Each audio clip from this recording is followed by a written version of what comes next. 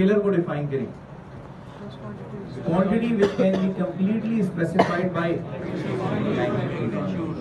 ठीक है, स्केलर्स को मैग्नीट्यूड की टर्म्स में कंप्लीटली डिस्क्राइब किया जा सकता है, ऐसा ही है। और स्केलर्स को डायरेक्शन की जरूरत नहीं है। ठीक, अब मेरा सवाल ये है कि स्केलर्स को डायरेक्शन की जरूरत क्यों नहीं होती?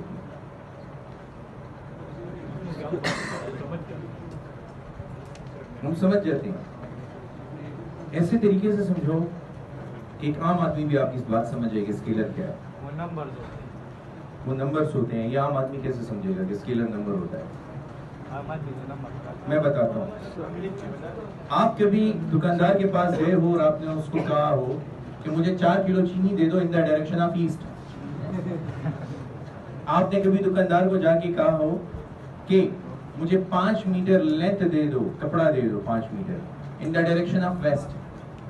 The moment you say give me 5 kg sugar, वो समझ जाता है कि आपको चीनी देनी है, उसके लिए डायरेक्शन ऐड करने की जरूरत नहीं। समझ आए? हाँ, आप अगर आप उसको कहोगे मुझे चीनी दे दो इन द डायरेक्शन ऑफ ईस्ट, तो और परेशान हो जाए, इससे तो मुझे कोई नई बात करनी है। ऐसी क्वांटिटीज जिनको समझने के लिए डायरेक्शन की जरूरत ना हो, उनको हम क्या कहते हैं? स्केलर क्वांटिटी कहते हैं। समझ आई कि नहीं आई? कैसे खड़े हो? सीधे खड़े हो, क्लास में खड़े होने का तरीका। वॉक करो 5 मीटर। उधर क्यों जा रहे हो?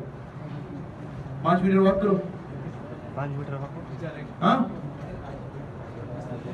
किस तरफ? इस तरफ। नोटिस करो, ये एकदम प्रेशराइज हो गया। इसके साथ क्या हुआ है?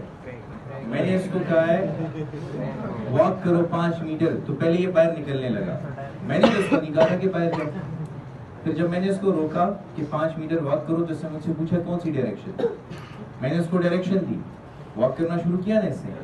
अगर मैं इसको डायरेक्शन ना देता तो फिर ये सोचता रहता कि इधर जाना है, उधर जाना है, किधर जाना है। चलो अब इधर जाओ। हाँ, क्यों इतना ज्यादा क्यों जा रहे हो?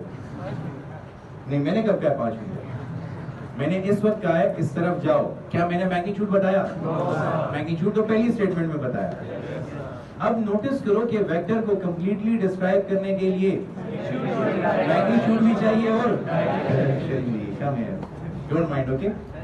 हाँ, खैर है तो कर लो, माइंड क्या कर लो। तो scalar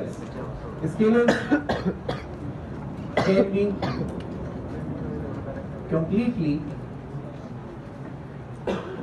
specified by magnitude only. समझ आइए बात? ठीक है, कि ऐसी क्वांटिटीज जिनको डिस्क्राइब करने के लिए डायरेक्शन की जरूरत नहीं पड़ती। हम जैसे ही उसका मैग्नीट्यूड बताते हैं, समझने वाला बंदा बात को समझ जाता है। हमें किसी को कुछ ना कुछ समझाना है तो स्केलर्स के मैग्नीट्यूड को कन्वे कर दें, आपकी बात समझ जाएगी।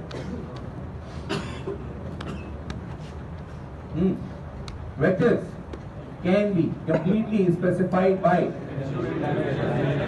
magnitude as well as direction. तो हर वो क्वांटिटी जिसका मैग्नीट्यूड और डायरेक्शन हो, उसे क्या कहेंगे? नहीं, उसको वेक्टर नहीं कहेंगे। हर वो क्वांटिटी जिसका मैग्नीट्यूड भी हो और डायरेक्शन भी हो, वो वेक्टर नहीं होती।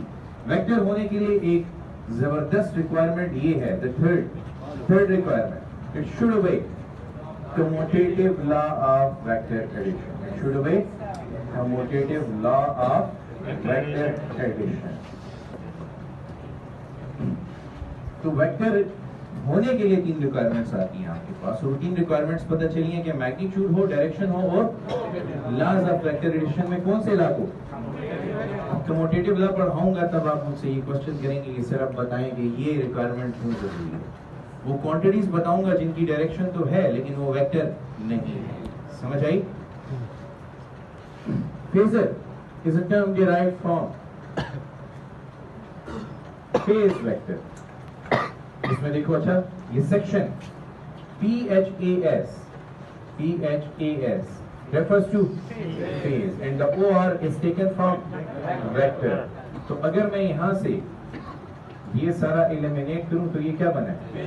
फेजर। तो it is a short term for which vector? Phase vector. समझ आ गई? अच्छा, अब ये क्या है फेज वेक्टर्स? बेसिकली इनकी वैल्यू थीटा पे डिपेंड करती है। इनकी वैल्यू किस पे डिपेंड करती है?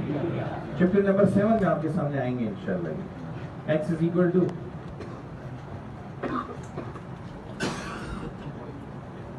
ये आपके pass through out the course 2 chapters में मौजूद हैं।